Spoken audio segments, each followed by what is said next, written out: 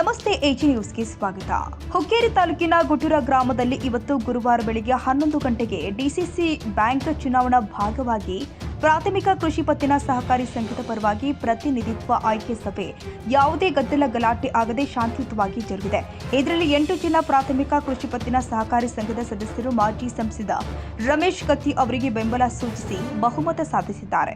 ಇನ್ನು ಗೊಟ್ಟೂರ ಗ್ರಾಮದಲ್ಲಿ ಯಾವುದೇ ಗದ್ದಲ ಗಲಾಟೆ ಆಗದ ಹಾಗೆ ಸಂಕೇಶ್ವರ ಸಿಪಿಐ ಶಿವಶರಣ ಅವಜಿ ಅವರ ನೇತೃತ್ವದಲ್ಲಿ ಪೊಲೀಸ್ ಬಿಗಿ ಬಂದೋಬಸ್ತ್ ನಿಯೋಜನೆ ಮಾಡಲಾಗಿತ್ತು. ವಿನಾಯಕ ಭೋಸಲೆ, ಸಂಕೇಶ್ವರ.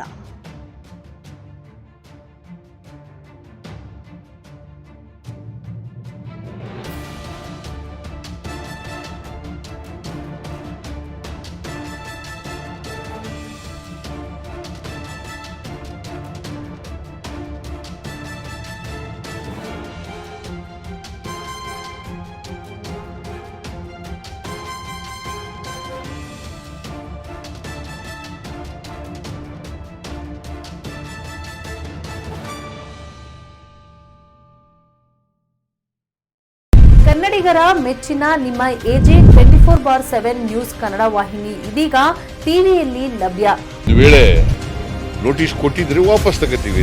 ಇವತ್ತು ವಕ್ಫ್ ಪ್ರಾಪರ್ಟಿ ಅಂತೇಳಿ ಬರ್ತದೆ ಅಂತ ಹೇಳಿದ್ರೆ ರೈತರ ಬೀದಿಗೆ ಬಂದ್ರೆ ಏನ್ ಮಾಡ್ಬೇಕಾಗತ್ತೆ? ಯಾರು ವೋಟ್ ಹಾಕಲಿಲ್ಲ ಅಂದ್ರೆ ಗ್ಯಾರಂಟಿನೆಲ್ಲ ಸ್ಟಾಪ್ ಮಾಡ್ಬಿಡ್ತೀವಿ.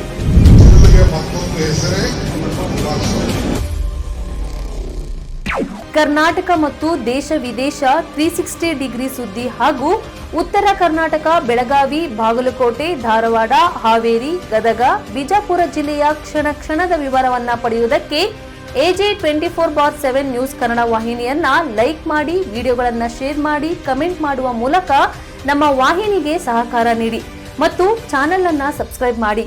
ಧನ್ಯವಾದಗಳು.